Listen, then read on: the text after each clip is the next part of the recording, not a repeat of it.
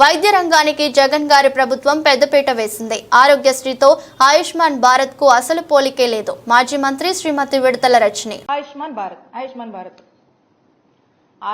Bharat cards వాళ్ళకున్నటువంటి technicalities కావచ్చు, వాళ్ళు మనకు ఇస్తున్నటువంటి దీని ప్రకారం మనం చూస్తున్నట్టయితే 60 లక్షల మంది కుటుంబాలకు ఆయుష్మాన్ భారత్ కార్డు వర్తిస్తుంది మన రాష్ట్రంలో. ఆరోగ్యశ్రీ మీరు చూసినట్టయితే ఆరోగ్యశ్రీలో 1,42,00,000 కుటుంబాలకు ఈరోజు ఆరోగ్యశ్రీ మన రాష్ట్రంలో వర్తిస్తుంది. అంటే 90% of the families in the state of Andhra Pradesh కి ఆరోగ్యశ్రీ అనేది వర్తిస్తుంది.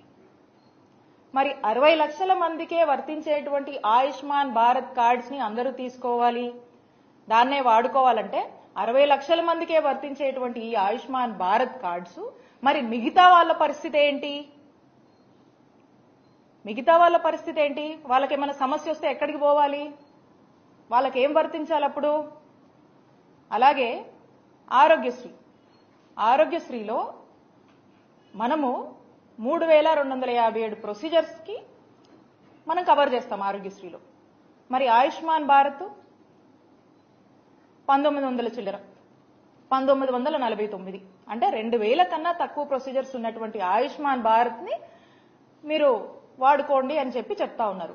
మరి ఈ 3,257 ప్రొసీజర్స్ మనం ఆరోగ్యశ్రీలో కవర్ చేస్తున్నటువంటి ఈ మిగతా ప్రొసీజర్స్ అంటే ఈ 2,000కు పైగా ఉన్నటువంటి మన దగ్గర ఉన్నటువంటి ఆరోగ్యశ్రీలో ఉన్నటువంటి 3,257 ప్రొసీజర్స్ లో ఉన్నటువంటి ప్రొసీజర్ ఏదన్నా ఈ రాష్ట్ర ప్రజలకు అవసరం అయితే ఎక్కడికి పోవాలి?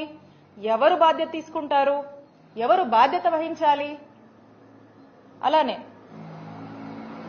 ఆరోగ్యశ్రీ పరిధి 5 లక్షలు ఉన్నటువంటి ఆరోగ్యశ్రీ పరిధిని మా ముఖ్యమంత్రి గారు ఏ పేదవాడికి ఈ రాష్ట్రంలో భారం అవ్వకూడదు, ఎవ్వరికి కూడా అవుట్ ఆఫ్ పాకెట్ ఎక్స్పెండిచర్ అవ్వకూడదు అని చెప్పి ఒక ముందు చూపుతో ఒక గొప్ప ఆలోచన చేసి ఆ కుటుంబంలో ఆ పేదవాడికి ఆ కష్టం వస్తే నాది బాధ్యత అని చెప్పి జగన్మోహన్ రెడ్డి గారు ఆ బాధ్యత తీసుకొని 5 లక్షలు ఉన్నటువంటి పరిధిని 25 లక్షల వరకు కూడా పెంచినటువంటి ఘనత జగన్మోహన్ రెడ్డి గారి ప్రభుత్వానికి దక్కింది. దాన్ని మేము అమలు చేశాం. మరి ఈ రోజున ఆయుష్మాన్ భారత్ మీరు చూసినట్టయితే 5 లక్షల వరకే ఇస్తుంది లిమిట్. మరి ఏదైనా ఒక ప్రజలకి ఆ ప్రొసీజర్ కి లిమిట్ ఎక్సీడ్ అయితే 5 లక్షల కన్నా మించి ఎక్సీడ్ అయితే ఎక్కడికి పోవాలి? ఎవరిని అడగాలి? ఎవరు బాధ్యత తీసుకుంటారు?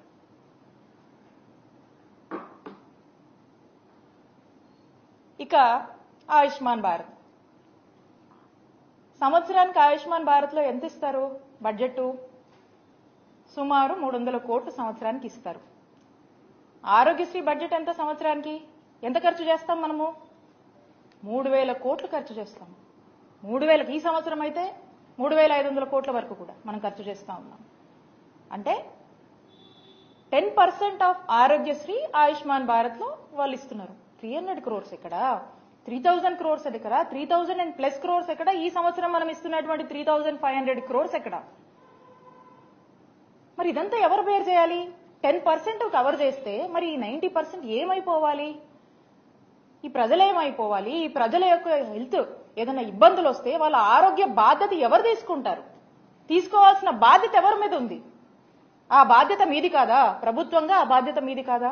ఆ బాధ్యత ఖచ్చితంగా మీదే. కోవిడ్ లాంటి సిచ్యువేషన్ లో అనేక ఇష్యూస్ ఉన్న అనేక క్రైసిస్ నడుస్తున్నటువంటి సమయంలో కోవిడ్ ని కూడా ఆరోగ్యశ్రీలో పరిధిలోకి తీసుకొచ్చినటువంటి ఘనత జగన్మోహన్ రెడ్డి గారికి దక్కుతుంది. దేశమంతా కూడా ఈ పాండమిక్ వల్ల అనేక ఇబ్బందులు పడుతున్నప్పుడు కూడా మన రాష్ట్రంలోని ప్రజల్ని కంటికి రెప్పలా కాపాడుకున్నటువంటి నాయకత్వం వహించినటువంటి నాయకుడిగా జగన్మోహన్ రెడ్డి గారికి ఈ రాష్ట్ర ప్రజల్లో ఆ యొక్క గుర్తింపు ఉంది. ఈ రోజున మరి ఈ విధంగా మీరు మాట్లాడుతూ ఉన్నారు. అలాగే ఆరోగ్య ఆసరం ఇది ఎవరికైనా ఆరోగ్యశ్రీలో ఉన్నటువంటి ఆ ప్రొసీజర్స్ లో ఒక సర్జరీ అయినాక వాళ్ళు రికవరీ పీరియడ్ అని ఉంటుంది. ఆ రికవరీ పీరియడ్ లో వాళ్ళ ఇంట్లో ఉంటే వాళ్ళు వాళ్ళ పనులు చేసుకోలేరు కాబట్టి వాళ్ళంతా కూడా వాళ్ళు పని చేసుకుంటేనే వాళ్ళకు వాళ్ళ జీవితం గడిచేటువంటి జీవన విధానం ఉంటుంది కాబట్టి ఆ లేవలేనటువంటి పరిస్థితుల్లో ప్రభుత్వము ఫినాన్షియల్ అసిస్టెన్స్ గా ఆరోగ్య ఆసరా అని చెప్పేసి 225 రూపాయల నుంచి per day up to doctor recommendation మేరకు మరి 5,000 వరకు కూడా ఒక నెలకి ఈ అమౌంట్ ని ఫినాన్షియల్ అసిస్టెన్స్ గా వాళ్ళకు వేజ్ లాస్ కాకుండా మనం ఇస్తా ఉన్నాం. ఇది ఆరోగ్యశ్రీ ఉంటేనే వర్తిస్తుంది. దీనికి మనం సంవత్సరానికి 300 కోట్ల చొప్పున ఖర్చు చేస్తా ఉన్నాం. మరి ఇది ఆరోగ్యశ్రీ ఉంటేనే ఇది వర్తిస్తుంది. మరి ఆరోగ్య ఆసరాన్ని ఏం చేద్దాం అనుకుంటున్నారు? ఆరోగ్య ఆసరా మీద మీ స్టాండ్ ఏంటి? ఈ మొత్తం చూస్తా ఉంటే అందుకనే అనిపిస్తా ఉంది. నేనంటుంది కాదు, ఏదో రాజకీయంగానో రాజకీయం కోసం నేను అంటుంది కాదు. ఇవన్నీ కూడా మేము చేశాం, మనసు పెట్టి చేశాం. ఒక మనసున్న నాయకుడు ఈ రాష్ట్ర ప్రజలకు ఏ కష్టం వచ్చినా కూడా అది నా బాధ్యత, ఏ పేదవాడు ఒక ఆరోగ్య సమస్యతో ఇబ్బంది పడినా అది నా బాధ్యత అని భావించి జగన్మోహన్ రెడ్డి గారు నిరంతరం పరితపించి ఎంత కష్టమైనా సరే అనేక ఇష్యూస్ ఉన్నా ప్రయారిటీస్ ఇంకా ఉన్నా కూడా ఏదైతే ఇందాక మనం మాట్లాడుకున్నామో ఏ దేశానికైనా హెల్త్ అనేది ఒక టాప్ మోస్ట్ ప్రయారిటీ అని, కానీ మన ఆంధ్రప్రదేశ్ రాష్ట్రంలో జగనన్న ప్రభుత్వానికి ఒక టాపెస్ట్ ప్రయారిటీగా భావించి పేద ప్రజల ఆరోగ్యం కోసం ఎక్కడ కాంప్రమైజ్ కాకుండా ఏ రోజు ఏ సిచ్యువేషన్ అయినా కూడా వాటిని బేర్ చేస్తూ ఎక్కడ కూడా హెల్త్కి తగ్గించకుండా మరి ముందుకు నడిపినటువంటి విధానం ఈ రాష్ట్ర ప్రజలకు తెలుసు.